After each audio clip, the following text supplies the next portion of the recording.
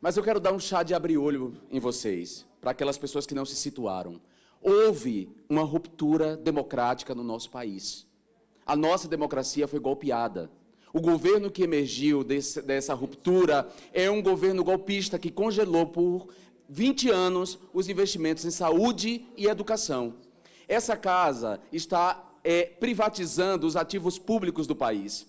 Ou seja, o Estado é mínimo apenas para as políticas sociais, mas ele é máximo para garantir lucros e privilégios do mercado financeiro e dos mais ricos.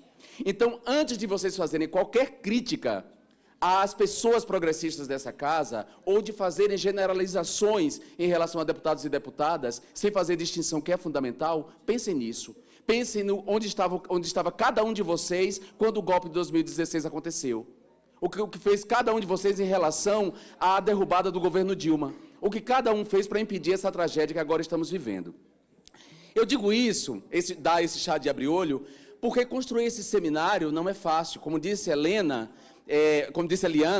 Emetério, que eu adoro ouvir falar sempre, esse seminário é um espaço de resistência. Construí-lo não é fácil. Não é fácil, seja do ponto de vista da pluralidade de quem constrói.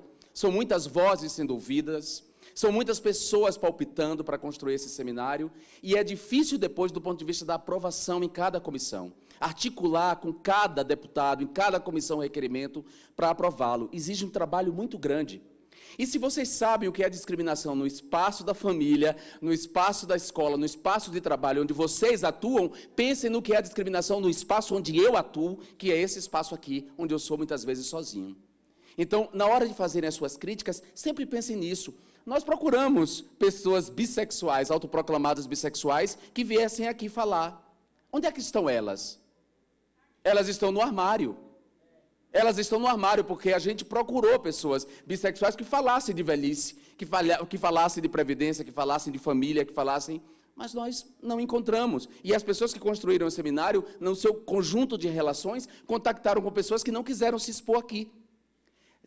Estar no seminário, dar a cara a tapa, é se expor, é sair do armário, é pôr a cara no sol. Nem todo mundo está preparado para lidar com a homofobia, para os insultos e para a difamação que vem na sequência dos comentários. Então é muito fácil dizer, olha, onde é que está a representação LGBT no seminário LGBT?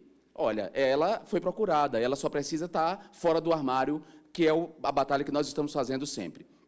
Quanto à questão da sigla, é importante dizer que não há um consenso em relação a essa sigla. Há uns que usam LGBTQ, considerando o que, queer, esse espaço da diferença eterna, um espaço aberto, democrático sempre, para a sexodiversidade. Há quem use LGBTI, pensando nos intersexos antigos ou chamados de hermafrodita. Há quem use LGBT, T como transgênero, como o trans, sempre, não só transgênero, transexual, o trans como esse espaço que não é cis, que está trans, que foi para além. Esse espaço é um espaço aberto. Então, desarticula da mesma maneira. Construir esse seminário aqui já é uma desarticulação e já é um enorme espaço de resistência, muito grande. É importante que a comunidade LGBTQ ou LGBTI+, ou LGBT, ou a comunidade sexo-diversa, acompanhe, entenda quais são os projetos, busque saber quais são os projetos. Eu fiquei, de fato, chocado em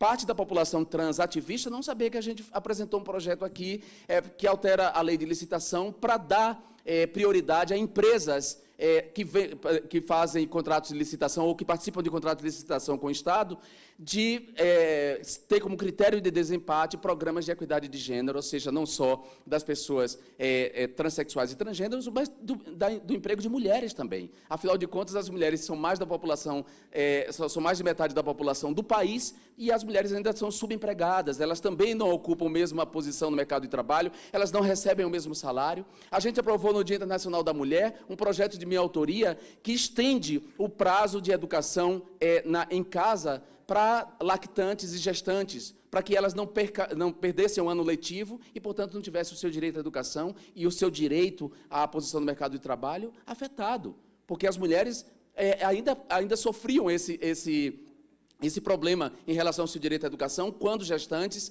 e quando lactantes. tendo, portanto, nível de instrução muitas vezes, não estou dizendo que sempre, porque, ao contrário, o último censo mostrou que as mulheres têm um nível de educação, de educação formal maior do que os homens. Entretanto, os salários no mercado de trabalho não são os mesmos, né? Nem a posição nos postos de trabalho. Então, me espanta parte do ativismo não acompanhar esses projetos, certo? Não compreender esse trabalho de articulação entre essas diferentes posições que o nosso mandato tenta construir, por exemplo, né? De pensar não só nas pessoas LGBTs como abstrações, né? Mas como pessoas posicionadas pelo gênero, pela classe social, pela etnia, raça, certo? Pela procedência. A articulação dessas posições de sujeito ampliam ou diminuem a miséria, então, portanto, nenhuma atividade, nenhuma política LGBT pode ser pensada sem pensar nessa articulação. A gente não pode pensar em LGBTQI nessa abstração, porque os negros pobres da periferia, LGBTs e travestis pobres e pretos estão muito mais vulneráveis. Muito mais vulneráveis. As mulheres lésbicas pobres são muito mais vulneráveis do que as mulheres lésbicas brancas universitárias, que cursam as universidades, as melhores universidades do país. Certo? A gente tem que levar em conta isso. E o nosso mandato busca articular isso o tempo inteiro, num trabalho ininterrupto. E um trabalho em que eu sou permanentemente difamado, insultado, caluniado todos os dias como forma de me fazer cansar, de me fazer desistir. Como Eliana disse aqui, acompanhar as meninas para saber o tanto de homofobia que elas enfrentam no trabalho e que as levam a desistir, também deveria sensibilizar para vocês para acompanhar o tanto de homofobia que eu sofro e de ataque que eu sofro para que eu desista desse espaço aqui, que é o único espaço de resistência LGBTQI+, que a gente tem, o alfabeto completo, que a gente tem aqui nessa casa. Então, eu acho que a gente, às vezes, cai no discurso do rancor, do ressentimento, da cobrança entre nós mesmos, que é, de alguma maneira, de alguma forma, a internalização da homo-lesbo-transfobia. A dificuldade de lidar conosco com solidariedade, com respeito, com, sabe, indulgência um pouco mais, com um pouco mais de tolerância. É sempre a cobrança, é sempre o ataque, é sempre a crítica entre nós mesmos. E percebemos muito pouco o avanço e damos muito pouco a mão nessa solidariedade e nesse avanço.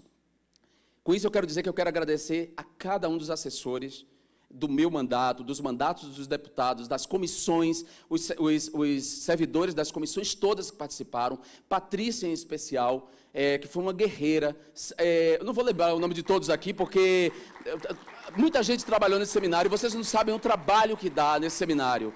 O trabalho que dá construir cada um, tudo aqui, tudo foi pensado com muito trabalho, sabe? Antes de começar o seminário hoje, eu estava nervosíssimo, eu estava tenso, não dormi, eu já durmo um pouco, e essa noite eu dormi nada, porque eu estava nervoso, e sempre que vai acontecer um seminário eu fico nervoso, entendeu? Porque é um trabalho construir isso e é um espaço de resistência, sobretudo nesse momento de ruptura democrática, nesse momento em que sequer garantia de eleições nós temos, no momento em que nós temos Lula como preso político nesse país e as pessoas tocando suas vidas como se nada tivesse acontecendo, no momento em que Marielle foi executada com 13 tiros e tem mais de 80 dias e nenhuma resposta foi dada, num assassinato, numa execução que poderia ter sido eu como vítima.